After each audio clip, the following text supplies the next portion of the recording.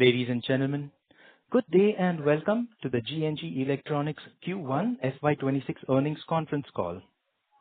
As a reminder, all participant lines will be in the listen-only mode, and there will be an opportunity for you to ask questions after the presentation concludes. Should you need assistance during this conference, please signal an operator by pressing star and then zero on your touchtone phone. Please note that this conference is being recorded. I would like to mention that some of the statements made in today's discussion may be forward-looking in nature and may involve risks and uncertainties. I now hand the conference over to Mr. Aditya Bansal from Motilal Oswal. Thank you, and over to you, sir. Thank you, Darwin. Good evening, everyone. On behalf of Motilal Oswal Financial Services, I welcome you to Q1FY26 earnings call of GNG Electronics. Joining us on the call today are Mr. Sharad Khandelwal, Founder and Managing Director, Mr. Ajay Pancholi, Director, Mr. Rakesh Jhunjhunwala, CFO from GNG Electronics. I will now hand over the call to Sharad ji for the opening remarks. Over to you, sir. Good evening, everyone. I extend a warm welcome to all participants joining our very first earnings conference call post our successful listing. We are deeply grateful for the trust and confidence our investors have placed in us. Before I begin with the business and financial updates, I would like to take a moment to speak about our IPO. We are humbled and delighted to share that our IPO was a resounding success, subscribed around 150 times, with QIB 266 times, NII 227 times, and retail investors 46 times, with more than 44 lakh applications, making it a well-received offering in recent times. This overwhelming response from institutional investors, NIIs, and retail participants is a strong validation of our business model, growth strategy, and leadership position in the refurbished ICT industry. The primary objective of the fundraise was to strengthen our balance sheet through debt reduction. From the net proceeds, we are reducing 320 crores towards debt availed by our company and our material subsidiary. This step will help reduce financing costs and enhance financial flexibility for future growth. We are truly honored and humbled by the confidence the market has placed in us, and as a management team, we are committed to delivering sustainable growth, profitability, and long-term value for all stakeholders. Since we are getting this opportunity to speak for the first time to a wider audience, I would like to also speak in detail about the business, what the business we are in, how the business got started, and different elements of business, and how we see the road ahead. We are India's largest refurbisher of computers and one of the largest, if not the largest, in the world. What we do is refurbish used laptops, bring them to state of new in terms of both performance and aesthetics, with our unique 1 to 3 years of replacement warranty. We practice true sustainability. We have repair over replacement approach for our refurbishment, which is both cost efficient and climate friendly. Devices sold by us are typically sold at 1/3 price of a new computer. They work like new, they look like new, and with our comprehensive warranty is a very strong and compelling proposition.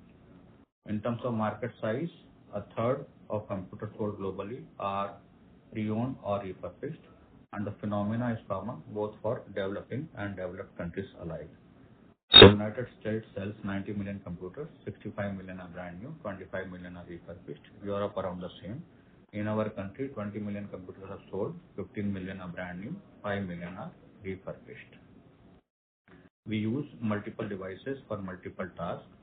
Phone is for consumption, tablet for note-taking, but computer is a primary device for productivity, creativity, and education needs.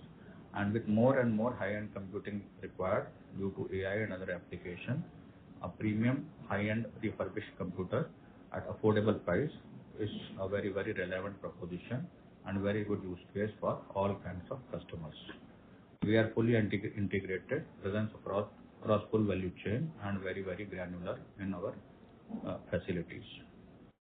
We buy from large corporates, mid corporates, leasing companies, aggregators, IT companies in India and international markets. We refurbish them in our granular facility following 21-step refurbishment process, including paint, LCD work, and fabrication, bringing them to state of new. It is very unique to us. and selling around the world using our channel strength to reach ultimate customer as close as possible. This presents very high barriers to entry. We try to solve credibility, reliability, and affordability in this business.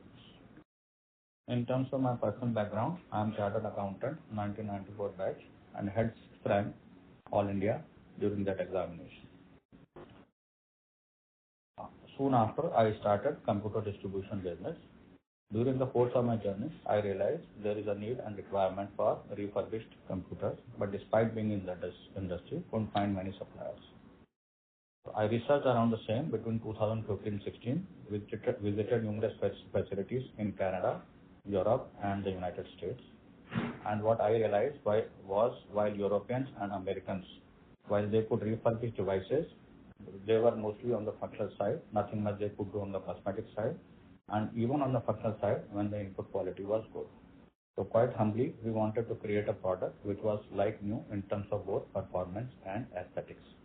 To that end, we started as a proof of concept, a small facility in Andheri, Mumbai, 1200 square feet facility. And when we got the product right, in 2017, we started simultaneous operations in India and UAE to harness India and UAE both simultaneously to harness 70% total computer market. I'd like to speak about five different elements of this business, starting with customers. Customer case is diverse. Customer is the large companies, mid companies, SMBs, schools, colleges, individuals, startups, AI users, graphic designers.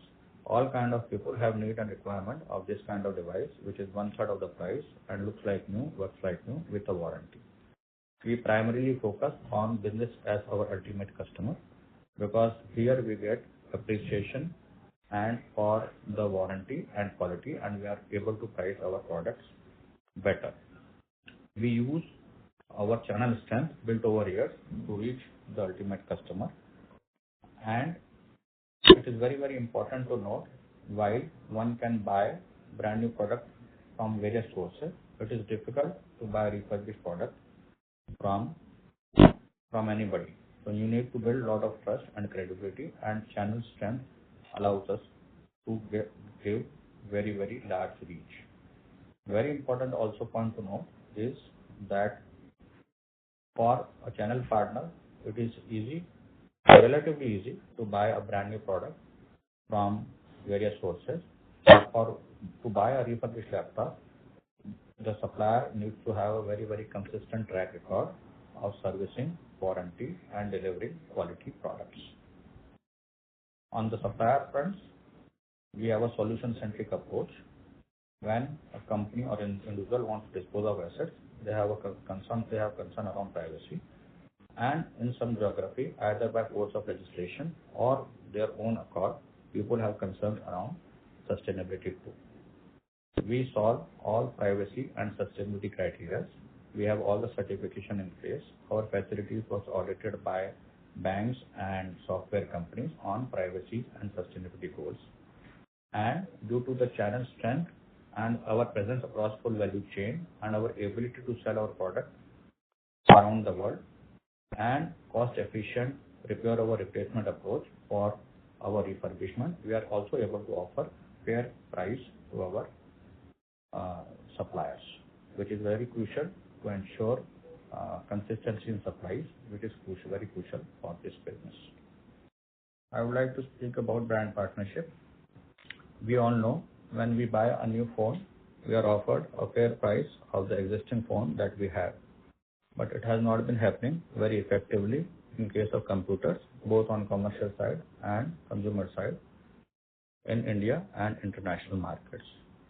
We have partnered with 2 leading brands of India, and we support their buyback and assured buyback services, mostly on the commercial products. The benefits are multifold. It helps the OEM expedite the refresh cycle. They are able to initiate sale of new units. For the company, they are able to sell their existing assets at a fair value and also get assurance of price of the product that they can price of the product that they can dispose of at a future date. For us, we are getting good supply of commercial supply, high-end products from corporates, as well as assured supply at a future date. Our India facility has also been audited and approved by 2 leading brands as certified refurbishment facility. This brand partnership serves as big credential for our businesses and serves as a validation of our business model. We are in heart and center of global climate agenda. Reuse is the best form of recycling. Governments around the world have realized that refurbishment is a central and critical piece in e-waste management. To that end, French government around 2 years ago mandated 20% consumption of refurbished devices in all the government uses. In our country too, our Honorable Prime Minister, Shri Narendra Modi ji, in Mann Ki Baat mentioned about menace of e-waste and turning waste to wealth. We are humbled that we are able to do something to support the climate. We also believe that our government will frame regulations in that direction to support refurbishment in future, and as and when this will come, we shall stand tall and firm to take advantage of that noble initiative. For inclusivity, our business serves the cause of inclusivity very well. A $1,000 device available at $300, a 80,000 rupees computer available at 24,000 rupees leads to greater inclusivity, affordability, and scalability. I would like to narrate a story about my visit to Kanpur a couple of years ago, when our dealer told me that a humble villager, had come from nearby place to buy an i7 laptop for his son who was pursuing engineering. A typical i7 device comes very costly, and when our dealer could offer him our i7 refurbished laptop at very, very affordable, at 1/3 of the price what he would have paid for the costly device, he was overwhelmed with the joy. It's supposed cost of e-education also. In terms of scalability, I mentioned before, India sells only 15 million computers per year. When you compare that with China, US and Europe, our numbers are still very, very low.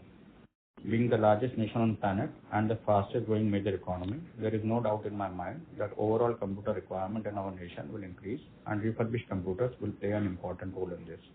A high-end device crucial for high-end computing required for AI, etc., at a very affordable price will play an important role in empowering individuals, students, small businesses, large businesses alike. I do believe computer will remain primary device for productivity, creativity, and education needs. Education today simply can't be imagined without computers. They are not a luxury, they are a necessity, and we are proud to make them accessible to more and more Indians.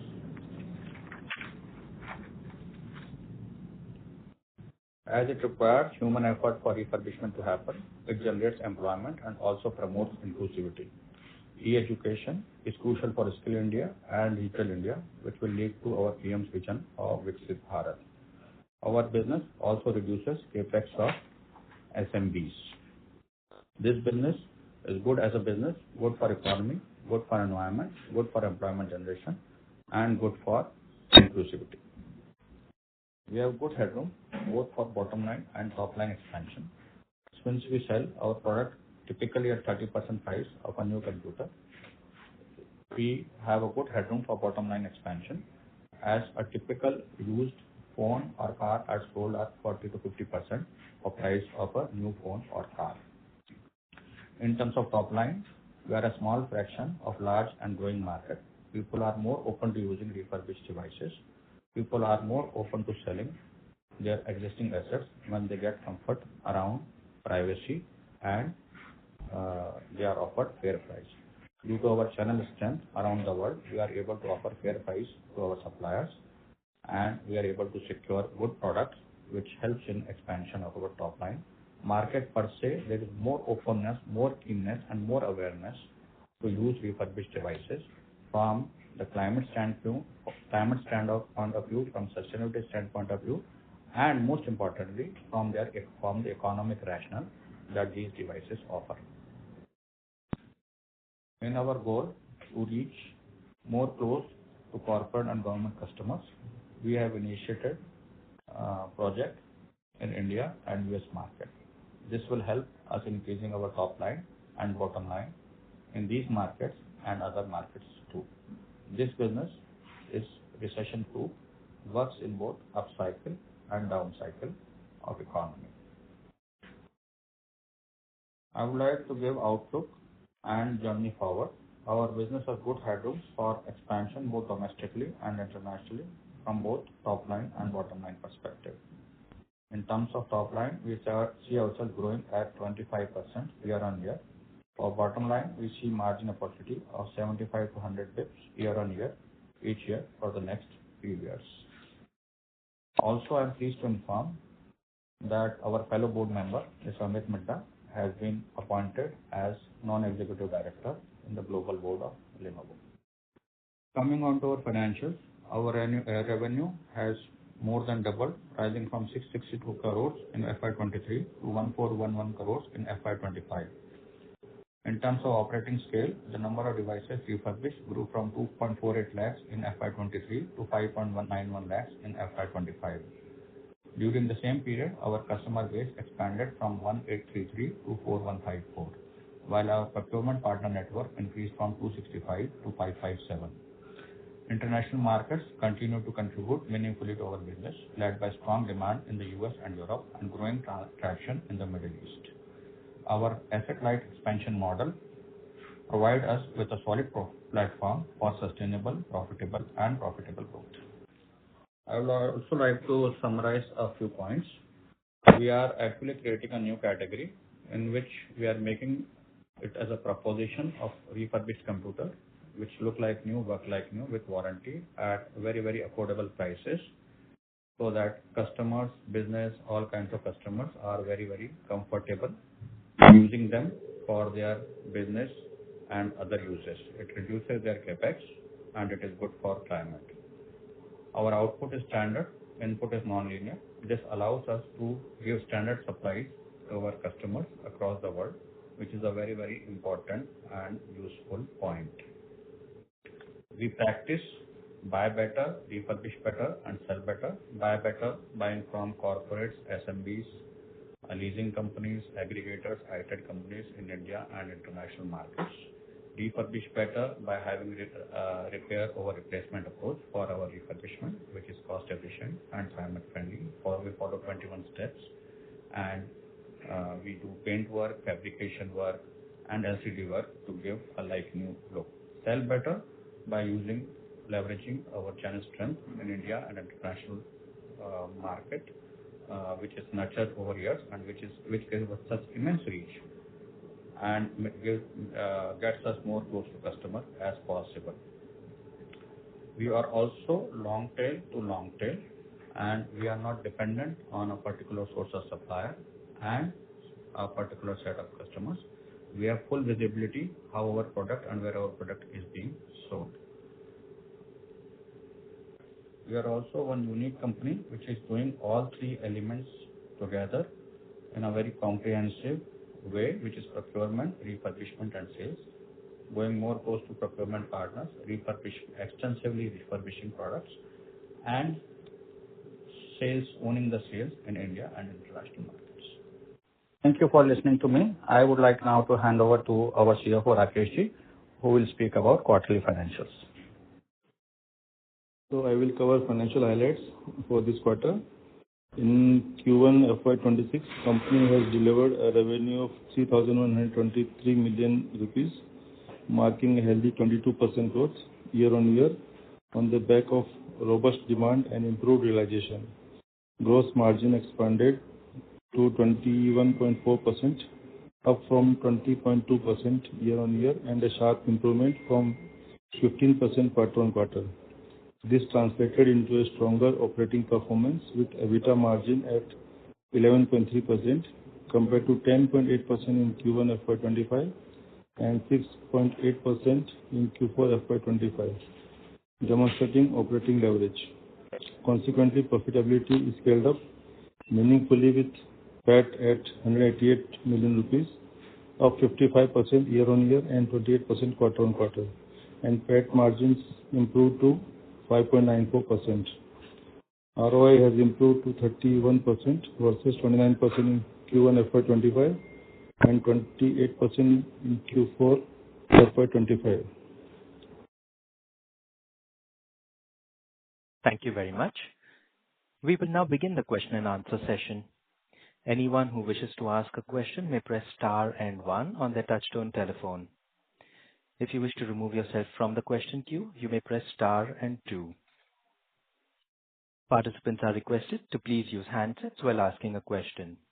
We also request that you please limit yourselves to 2 questions per person. If you have further questions, you may rejoin the queue. Ladies and gentlemen, we will now wait for a moment while the question queue assembles.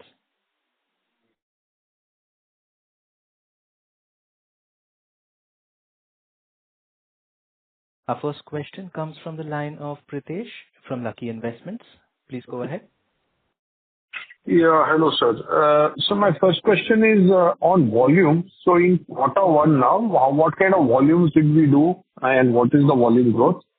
And when you give out your 25% growth guidance, so what is the volume growth that one should look at, considering that I think you guys did about 590 or 6 lakh laptops last year. So what kind of number we should incrementally look at from that point of view? Hi, thanks, Pritesh, for your question.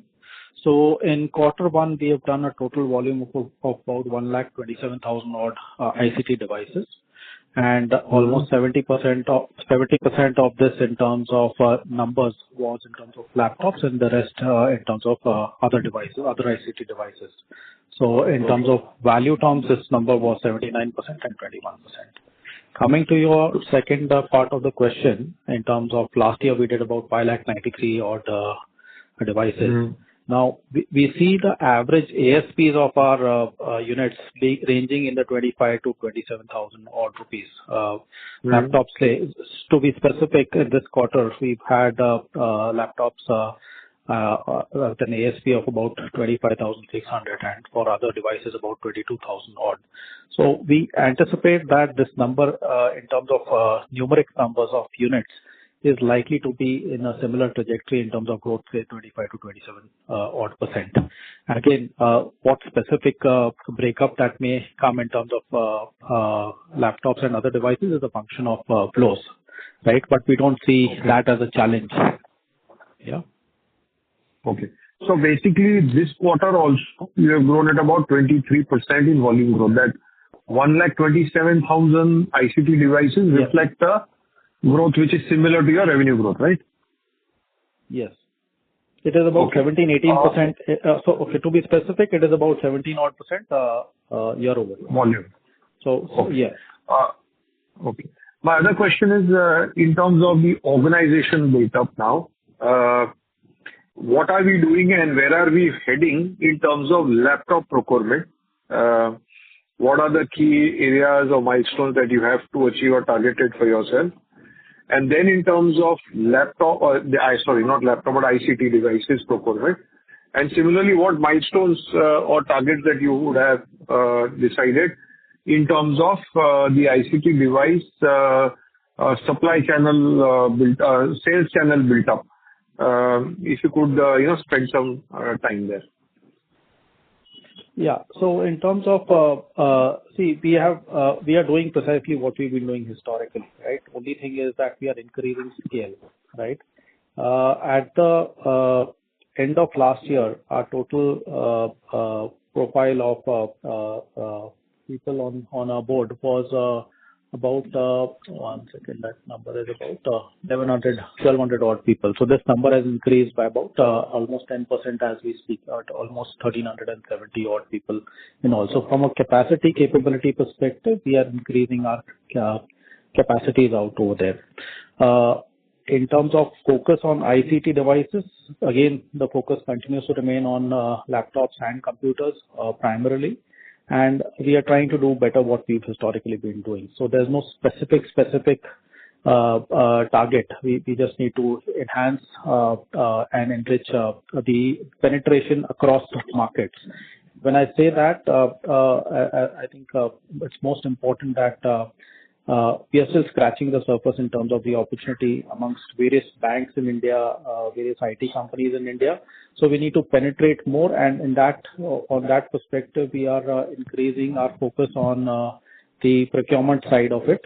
And of course, once we do that, of course, it goes across the three verticals, three important verticals. One is the procurement, the execution part of it, as well as the sales part of it. So we are strengthening all these functions to achieve the growth targets that we have put ahead of us.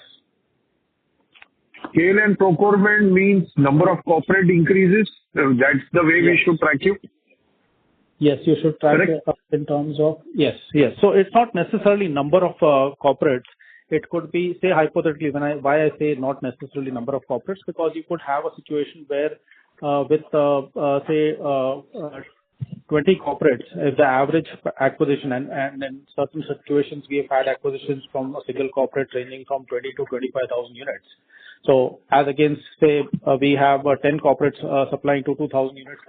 So number of corporates is not the most important factor. Size and scale is important, right? So just as an example, from one of the banks, we have acquired almost 50,000 units in the last, actually 70,000 units over 2 or 3 tranches in the last 4 or 5 months, right? So that will give you a sense of scale. So even if we have some of the large IT companies, some of the large private sector banks coming on board, that adds to significant size and scale. So I would want you to look at it from that perspective. Okay. Thank you, and all the best to you, sir. Thank you.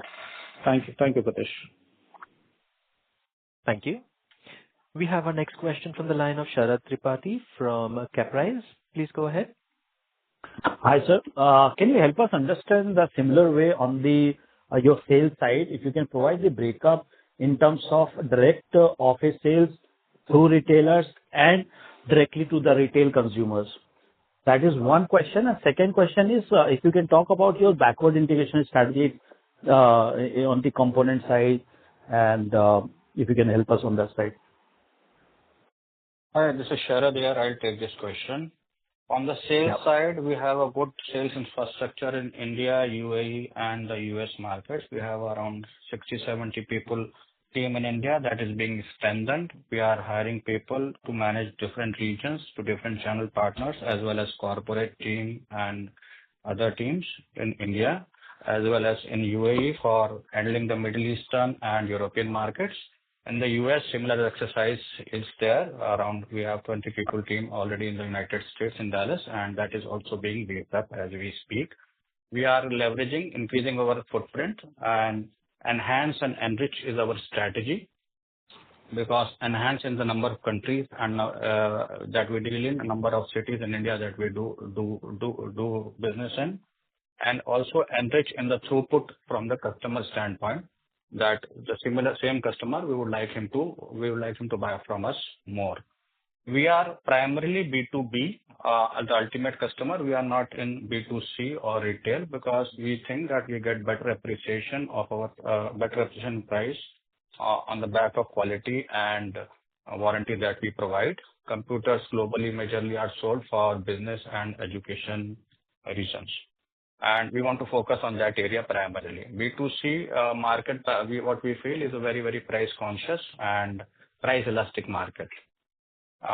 You asked second question about the backward integration in terms of parts. If I understand you correctly, in terms of parts manufacturing, that is not in our plate at this point of time, because we have good supply of parts available. Right to Repair Act enacted by various governments around the world, as well as the framework that has come in India, makes it mandatory for the OEMs and other people to have the parts available, as well as to allow compatible parts to survive and thrive. So that's not in our plan at this point of time. We have good availability of the parts and components. But more very, very important point to note is we have repair over replacement strategy. We are able to repair almost everything that we do, which is very, very cost efficient. So we don't end up buying many parts in our business. Thank you. Thanks. So in B2B sales, how much is through channel partners and how much sales we are doing directly to the officers through our internal sales team? See, most of the sale is through channel partners, which we believe is very, very cost efficient and it gives us extreme high degree of reach.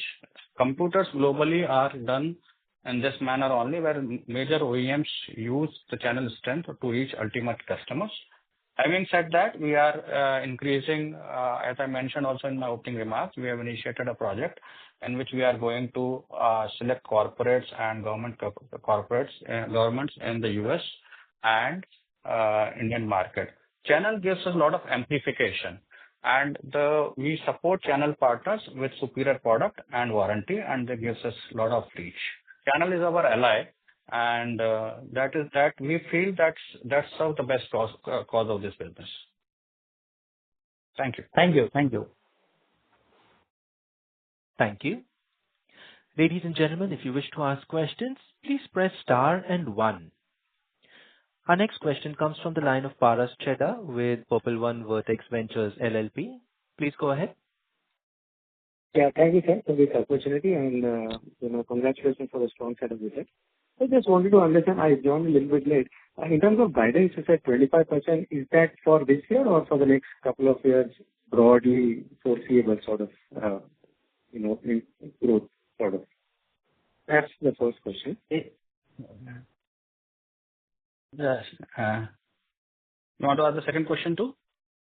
Yeah. So, okay. So the second question is, sir, basically, we are in this,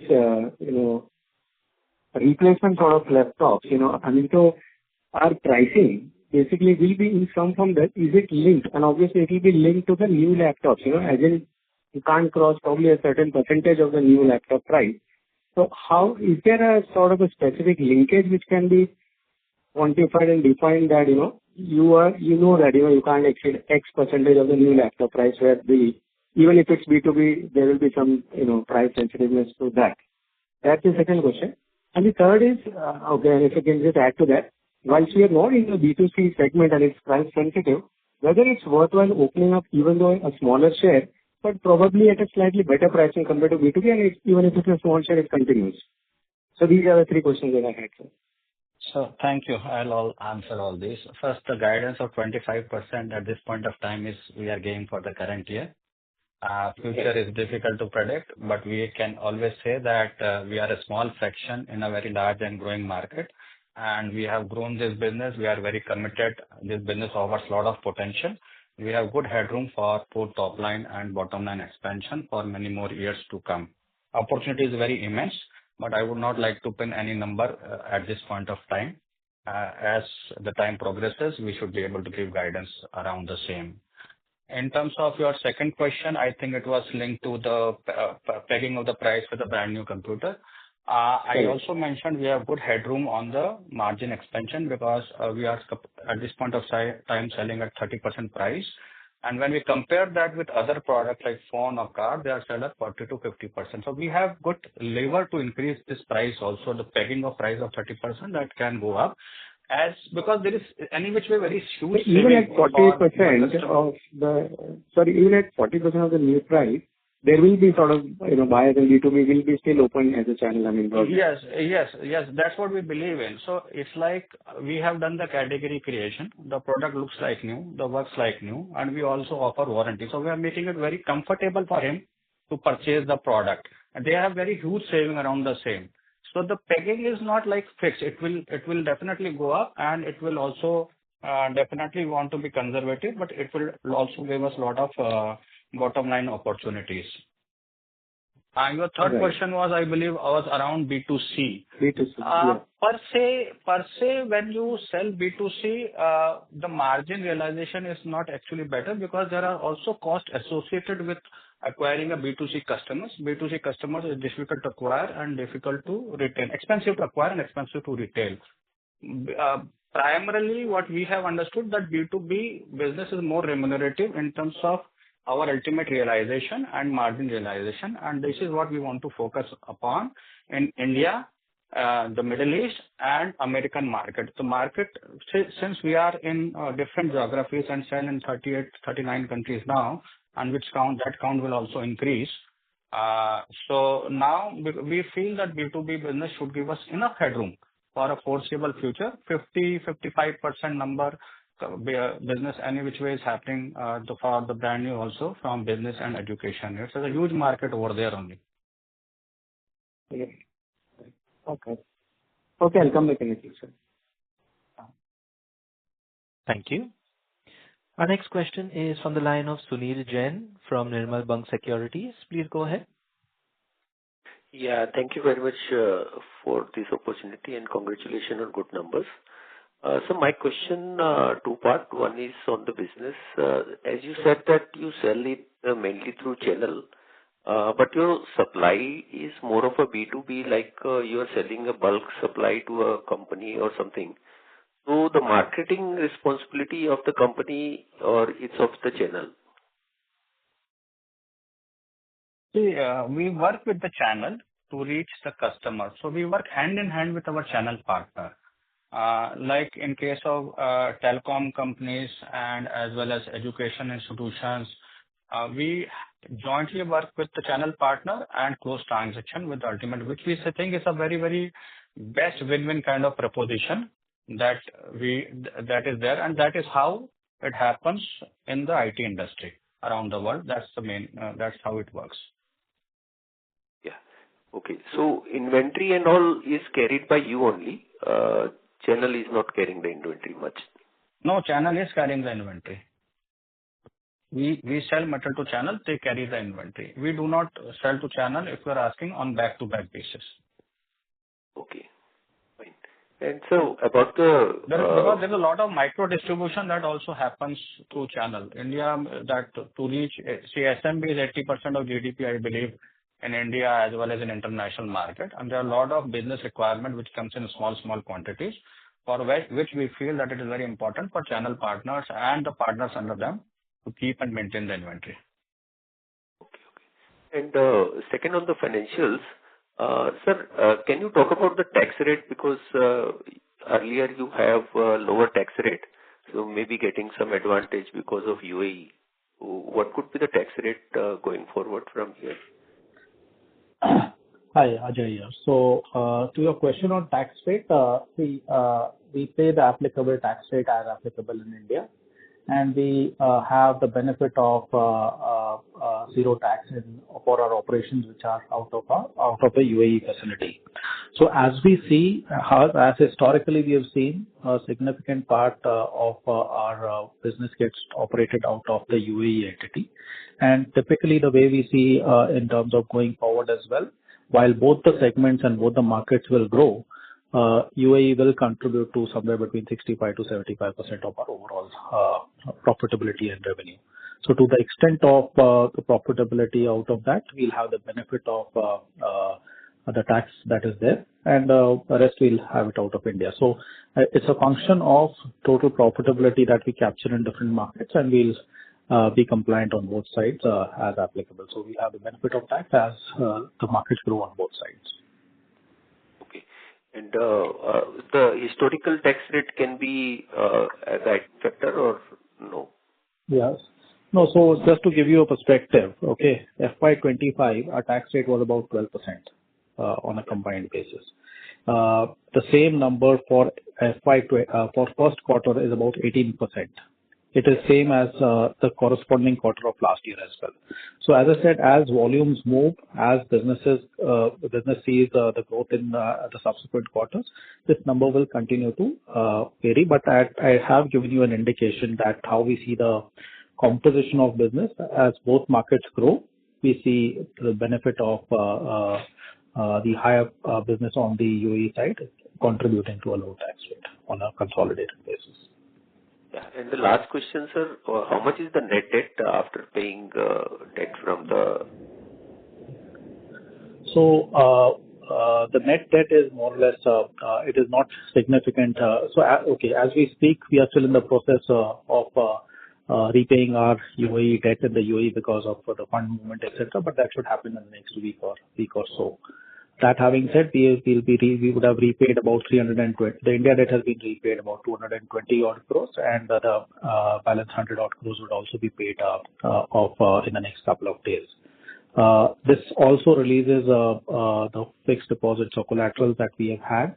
So to the extent of, from a net debt perspective, we would have a very negligible number. With that number, I can come back to you, but it's not likely to be beyond 30, 40 odd crores in terms of post the repayment.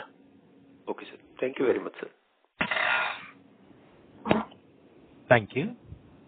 Participants, to ask a question, you may press star and 1. We have our next question from the line of Jaspreet Singh from Equintis PMS. Please go ahead. Yeah, I missed the EBITDA margin guidance. So did you say 70 to 100 bits expansion each year for the next 3 years? Yes, that was the response. Sorry? Yes, that's correct. Oh, that's EBITDA margin, right? I'm just focusing EBITDA margin, not net margin.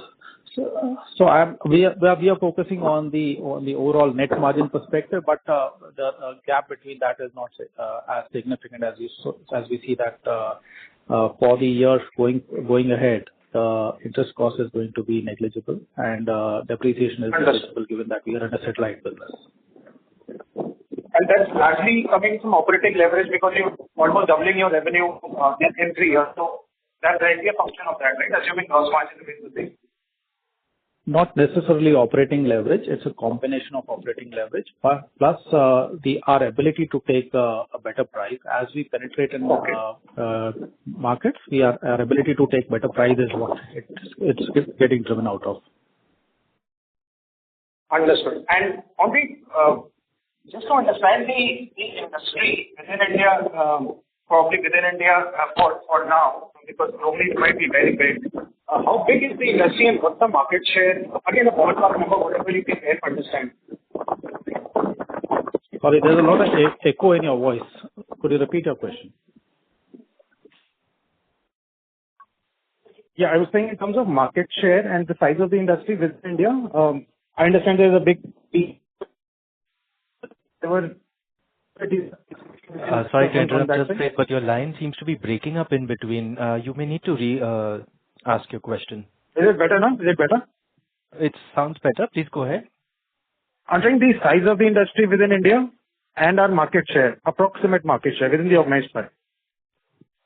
So I think it's important to look at the, say, FY24. The organized market was just about 11% of the total market, which was $1 billion market. Okay.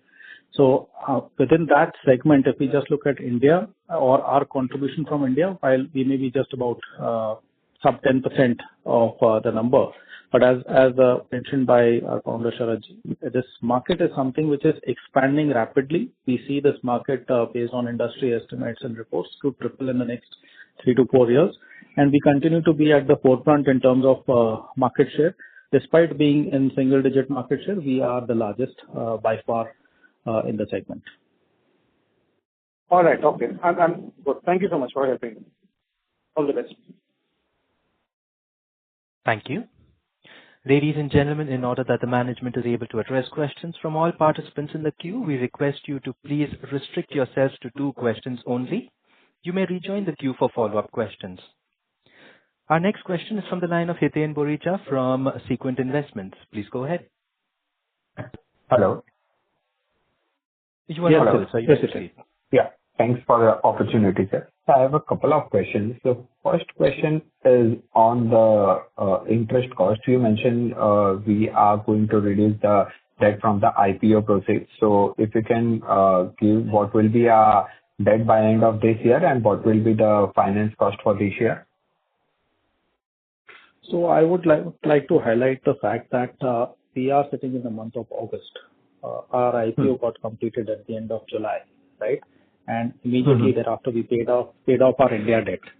The UAE debt, as I said, will get done in the next couple of years. So a simple way of looking at that is last year we had a total interest finance expense of about 38 odd crores. So just look at it from a proportionality perspective. We will definitely have for the 7 odd months of repayment, we'll have a saving of somewhere between 22 to 23 odd crores, between 22 to 23 odd crores in terms of the interest savings. So you should look at it on those lines. Okay. So around 20 odd crore savings this year. Okay, understood. Correct. And okay. And my second question is on the utilization level side. So you mentioned we are going to see around 20-25% volume growth this year. So on the current gross block, what can be peak revenue, sir? See, I don't think gross block is a good way of looking at it. Our business is extremely asset light. Okay. Okay. So, our ability to expand capacities, the cost of expanding these capacities and capabilities is not a significant cost. This is something that can be done in the next expansion of capacities can be done in 2-3 months time, and it's very modular in nature, right? So, capacity-wise, capacity is not a constraint. The opportunity and in catching the opportunity is the focus. Capacity, we don't see that as a constraint. As I said, if you can, yeah, sir. Please go ahead, sir. As I said, we've expanded our workforce from a total of about 1,200 to almost 1,350 odd, right, in the last couple of months, right? So we'll continue to do that. And why would we do that is because the opportunity is showing us the way forward, and we'll continue to focus on those lines. Okay. So just to understand it more clearly, so what is the cost capex we need to put one line, and what can be revenue from that line? Okay. So I would put it like this, that for the total capacities that we have in place, the total capex that is being done on the facilities, because all our facilities are rented facilities, right? Okay. In terms of, there is no heavy equipment or heavy machinery involved, so there's no capex of that nature. For the total capacities that we put in place, our total outflow on that is somewhere around maybe 15 odd crores and all on the outer side. Yeah. Okay. So that's not a constraint. So adding a line. Sorry to interrupt, Hiten. Sorry, I'll just conclude the response part of it. Thereafter, yes, we can move to the next question. So adding an incremental line is not a significant cost. And how much does it add? I think Sharadji gave the guidance in terms of where we see the number. So we don't see that as a constraint in terms of execution. So we'll focus on execution and the rest of it will flow. Understood. I'll join back in the queue. Thank you. Our next question is from the line of Ashu Jain, an individual investor. Please go ahead. Hello. Ashu, you are audible. You may proceed. Congratulations for good number. My first question is, can you lighten the sales number of Q2 for 2024? No, I don't think we will be giving quarterly guidance. We will continue to focus on a yearly guidance, and we would prefer to keep it that way. Okay. Now, my second question is, which quarter is best quarter? Can you give? Q4. Okay. Thank you. The last quarter is always the best quarter, primarily because of two things. One is year-end, festive season, and as well as year-end in various parts of the world across geographies, right? December year-end leads to, and we've seen this across most businesses, and the same applies to our business as well. Yes. Okay. Thank you so much. Thank you. The next question comes from the line of Pritesh from Lucky Investments. Please go ahead. Can you give us the split of debt? So basically, how much debt still stays in Dubai or in Middle East balance sheet?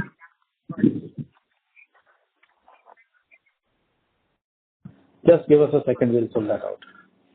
Yeah. And what will be your net debt number? So after the IPO, now what should be the net debt number? So there has to be another income element as well, which we have to consider. No, other income is not likely to be there. So as I said, our repayment is about 320 odd crores.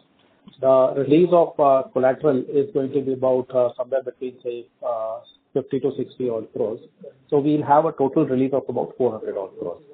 Our net debt numbers was about the same. So we still need to have some line because and this line is likely to be not significant. So we'll need to keep some lines open.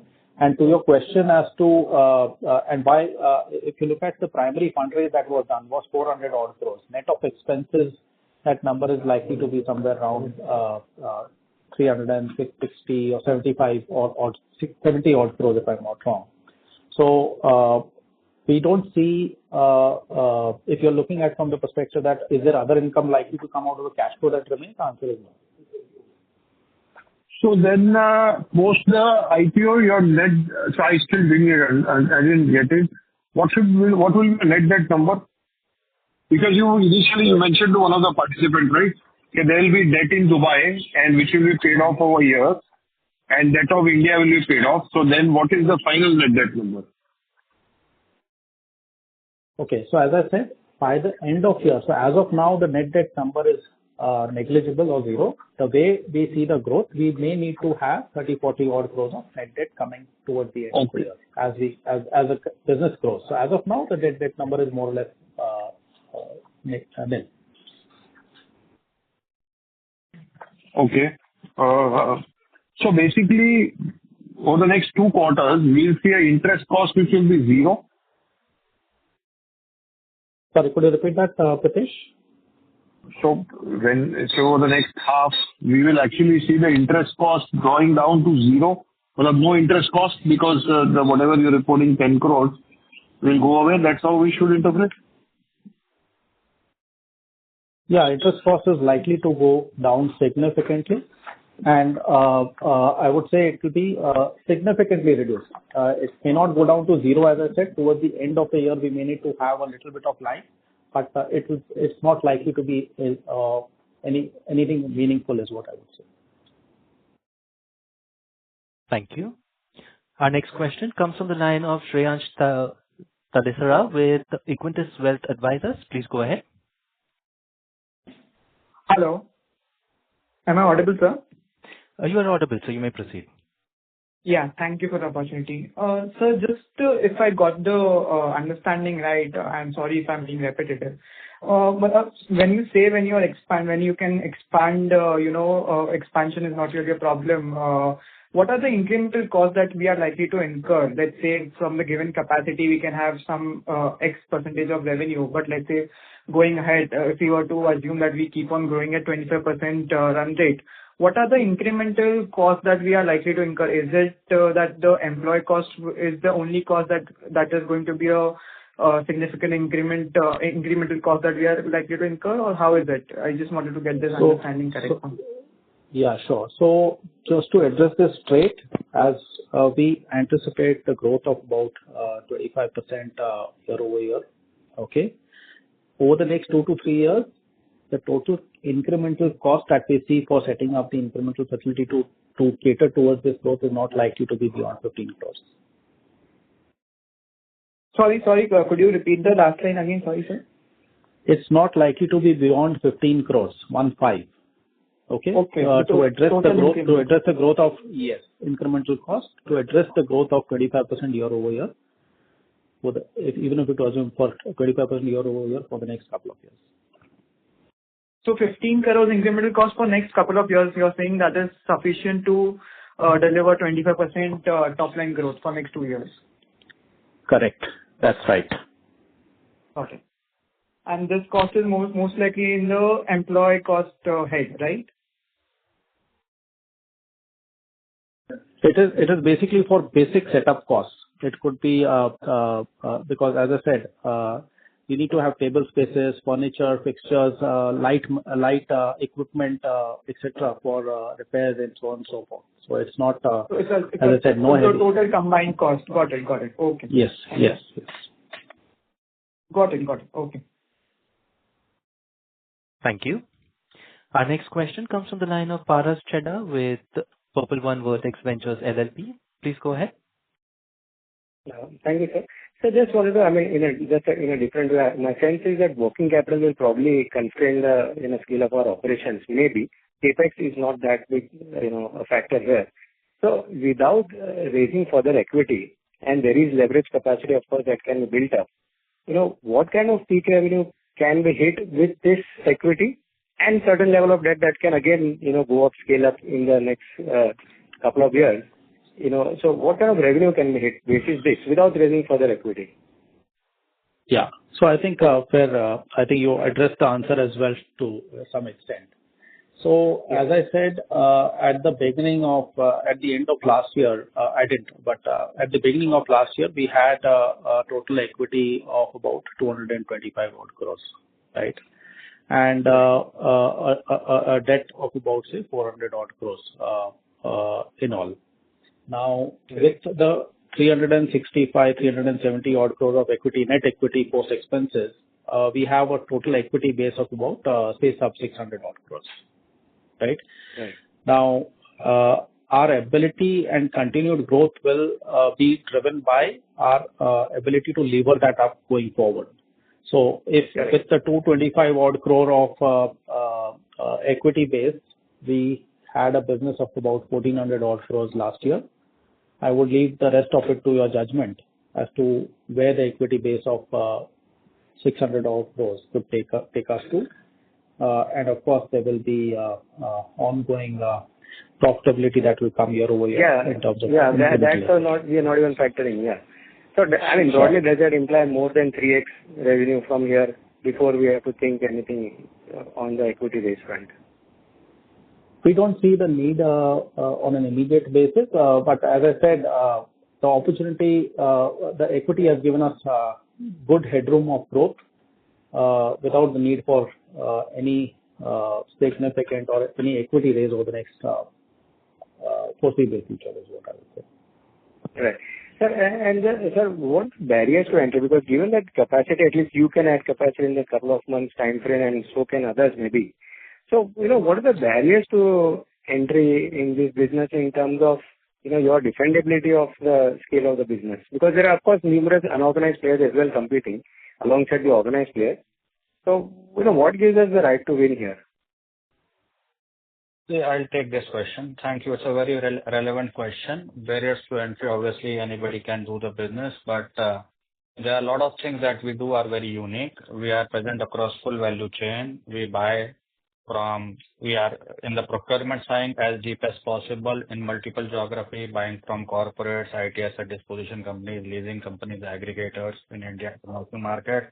Then we have 5 refurbishment facility. We are state of the art, fully integrated, follow 21-step process, do everything, fabrication, paint, LCD work to give it cost efficient repair over replacement approach, which is to make them functionally and cosmetically like new. And then we are multi-country. We are selling in 30 or 39 countries. We are not limited to geography. We are in high-income countries also. We are an Indian multinational, truly Indian multinational, originated from India, but selling in the US, European, Middle Eastern, 38 countries, and India also very, very deep. We have good channel strength, from 30 years of our experience. We have good talent pool. So doing everything, all these things put together, meaning it's not right for me to say that nobody else can do, but it will be difficult for people to replicate, and it's also very high barriers to entry. And we have to keep doing the good work. We have to keep working on our margin expansion and sales expansion strategy. And that's why we are fully committed to this business. We have good execution team. Our senior leadership team has remained with us, very committed and loyal team. I think all these things put together, I think that gives us very, very good edge. Thank you. Ladies and gentlemen, we will take that as our last question for today. I would now like to hand the conference over to the management for any closing remarks. Yeah, thank you. Thank you. Also, I'd like to make a statement on US tariff, which I was expecting that question would come, but since it has not come, I would like to take this opportunity to address this question head on. Our exports, we do not feel any impact of any tariff, the US tariff, because our exports to the US are from UAE. Further, there is a significant exemption in HSN 8471 that relates to computers and other electronic items. Since we import significantly from the US and export back the same product post refurbishment, impact on duty is very, very negligible because the goods that are originated in US and returned after repair refurbishment are exempt from import duty except to the tune of labor cost portion, which is very nominal. Further, we have significant cost and skill set advantage when we do it in UAE. The US is a very high cost economy, and the skill set factor is also very, very important. That puts us in definitive advantage. Also, the refurbished products are pegged against brand new. Any tariff impact will apply uniformly on both. So hence the value proposition of refurbished product is enhanced. It doesn't get negatively impacted. And yeah, so that's on this thing. And our business, as I said, if any downward trend in US economy comes, which then also the business is recession proof, works in both up cycle and down cycle of economy. Our journey has just started. I would like to thank all the participants for joining this call. Our journey has just started, and I believe in strong potential in this business, which is a win-win for all and has scope for both front-end and back-end efficiencies. Thank you all very much. Thank you. On behalf of Motilal Oswal Financial Services, that concludes this conference. Thank you all for joining us. You may now disconnect your lines.